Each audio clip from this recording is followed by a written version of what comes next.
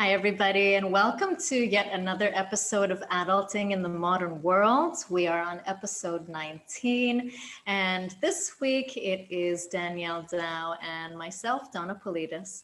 And what we're going to do for you today is do a little bit of a continuation of last week's episode where we shared our stories, our personal journeys, how we've overcome some big life hurdles and obstacles that honestly many women go through and many women persevere through. So we shared our perspectives, our stories, our techniques, and what we do to allow ourselves to heal, to allow ourselves to feel whole.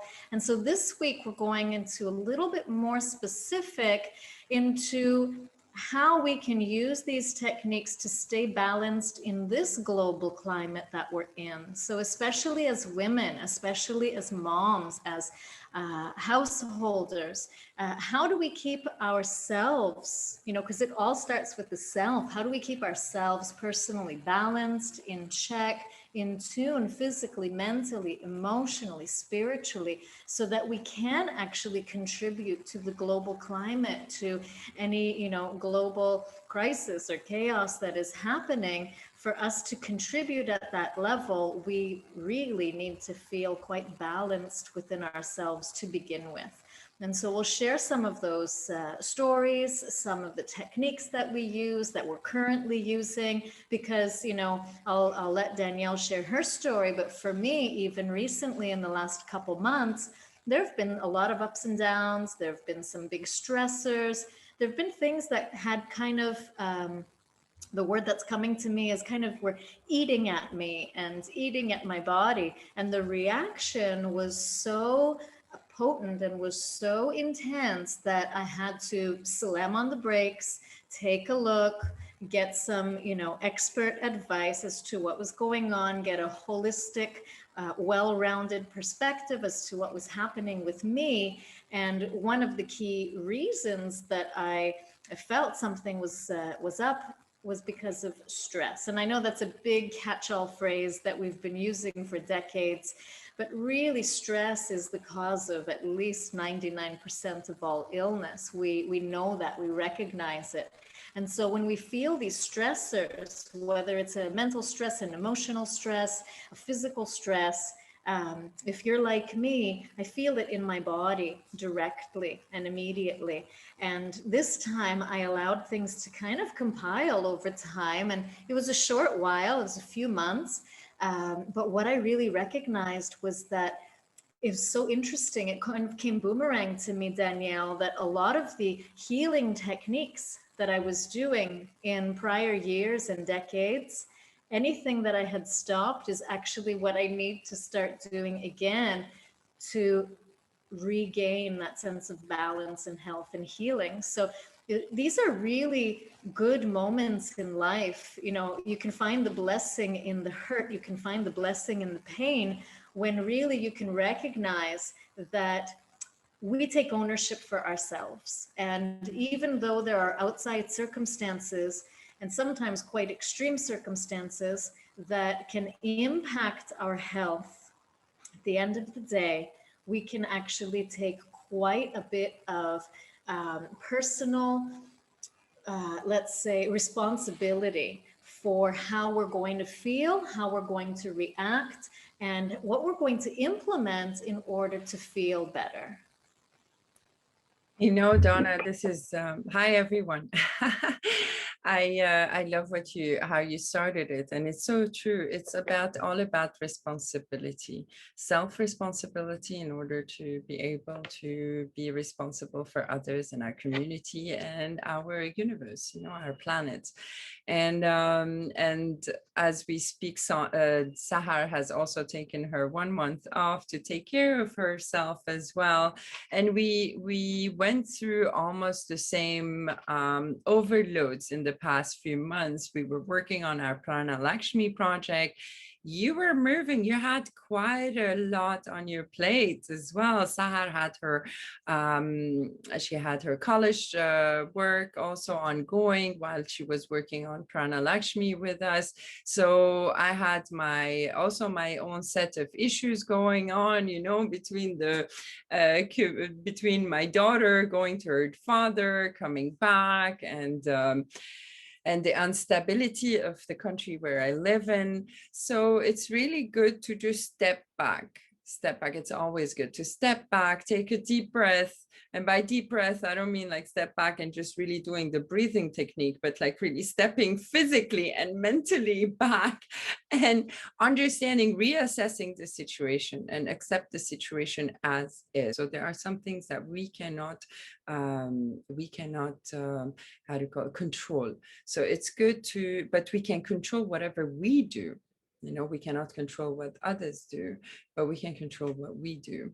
Like Sahar, she took her time off, to concentrate on herself and to come back full power while her presence is still there. We're still communicating, we're still sharing ideas, but on our podcast, she will come back eventually soon. And you had to also you're taking a 2-week break as well with your loved ones, which will be a healing break as well, physically, emotionally, mentally, and also to bond back with not that the bond is gone, but it's just like to have some quality time with your loved ones. It's good. We can always come back to where we left off. Even when an artist takes a long break because of whatever reason, when that artist comes back full power, because in the subconscious things are building and getting ready and marinated, and that person comes back, that artist comes back as if they never quit ever. So it's quite interesting. Now you will tell me it's not the same thing with sports, for example. It will take you some time to come back on track. If you were skiing for a long time and you were a professional, you take a break, but there is always a good time to take a break and to understand, to reassess, okay, what am I doing really? Am I burning out? Is this really what I'm meant to do? Do I have to reprioritize my life tasks, my life responsibilities? And for a mother, it is important. Both of us were mothers, and this is how you started off this conversation. As a working woman, as a working mother, our priority is our kids, our family. Whether we like it or not, some women would choose work over family, but still deep inside, it's family. And we're there to nurture our family. So I would say it's good to find a balance. And the way I found balance, for example, I reassessed this month was by putting literally a schedule by the 15-minute bracket. Like every 15 minutes, what am I going to do? From the moment I wake up until I sleep, what am I doing?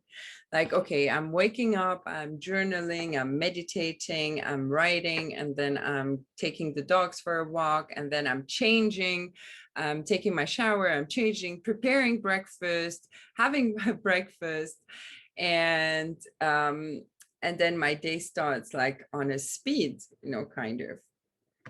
And I realized, okay, where is my time with my daughter? Let's just kind of cool down and reassess everything. Maybe I can just start gradually, because right now it's summer vacation, summer holidays for her, and she wants to spend some time with mommy. She wants to spend some time doing activities. So let's see how we're going to work around it. So maybe we can have like our weekends completely free to do whatever, to chill, to go out, to go to the beach, to do things that she loves, to do things that I love. And it was important also for me to see how much time I'm giving myself, because as working mothers and as women, we often compromise our self-care, and because we try to compromise to give more time doing chores, doing spending time with your partner. After your kids sleep, you want to you watch a movie and you always are in this rush situation where okay, I'm watching a movie, but then my head is somewhere else, and then I need to do something else. So your mind is overworking the whole time on guilt. I don't know. Do you agree with me, Donna? I'll be honest. Everyone operates differently, right? Yes. So the last number of years, maybe 5, 6, 7, 8 years, I've really learned to, and maybe more than that, maybe a decade, to really be in the moment as much as possible. Um, so so that I find it's a practice, just like you meditate in the morning, creating a practice of, if I'm watching a movie, I'm watching the movie. And my mind can turn off at that moment because it's not going to serve me to think about anything else, because I can't do anything else in that moment, right?